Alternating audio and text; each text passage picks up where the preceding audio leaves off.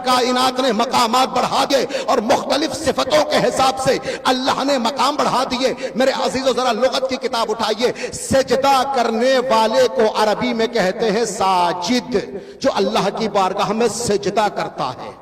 توجہ چاہوں گا، جو اللہ کی بارگاہ میں سجدہ کرے اسے ساجد کہتے ہیں، جو بہت زیادہ سجدے کرے اسے سجاد کہتے ہیں۔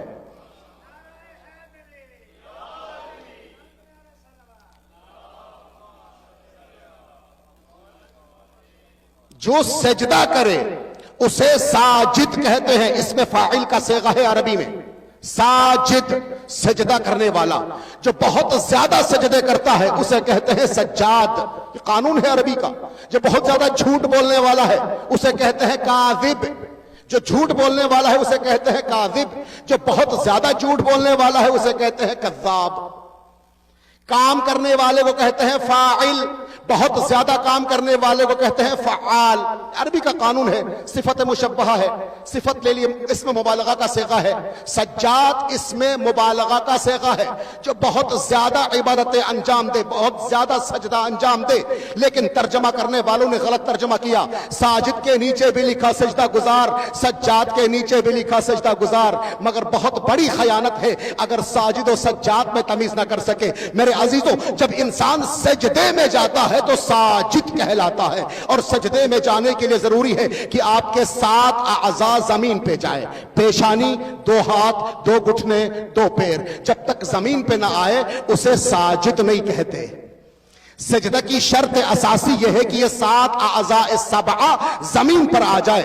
اگر آپ کی پیشانی پر رکھے جانے والے سجدگاہ کی اونچائی 4 ملی ہوئی انگلیوں سے زیادہ ہے تو سجدہ صحیح نہیں ہے۔ کیوں نہیں کہا جاتا کہ اس نے زمین پر سجدہ کیا؟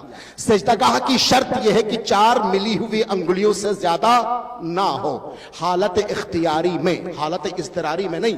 حالت اضطراری میں کوئی تکیہ رکھ کے نماز پڑھتا ہے، کوئی کرسی رکھ کے نماز پڑھتا ہے، کوئی ٹیبل رکھ کے نماز پڑھتا ہے، یہ حالت اضطراری ہے۔ حالت اختیاری میں ضروری ہے کہ ماتھا زمین پر ہو، سجدگاہ پر ہو، اور سجدگاہ کی اونچائی 4 بالش سے زیادہ نہ ہو۔ یہ 7 اعضاء سجدہ جب زمین پر آتے ہیں تو اسے ساجد کہتے ہیں۔ دنیا نے ترجمے میں اختلاف کیا، ساجد کو بھی سجدہ گزار لکھا، سجاد کو بھی سجدہ گزار رکھا۔ ظلم ہے تاریخ کا، ساجد کو بھی سجدہ گزار لکھے اور سجاد کو بھی سجدہ گزار لکھے۔ فرق یہ ہے جو زمین پر 7 اعضاء رکھ کر سجدہ کرے انہیں ساجدین کہتے ہیں، جو زمین کی خلقت سے پہلے سجدہ گزار ہو اسے سجاد کہتے ہیں۔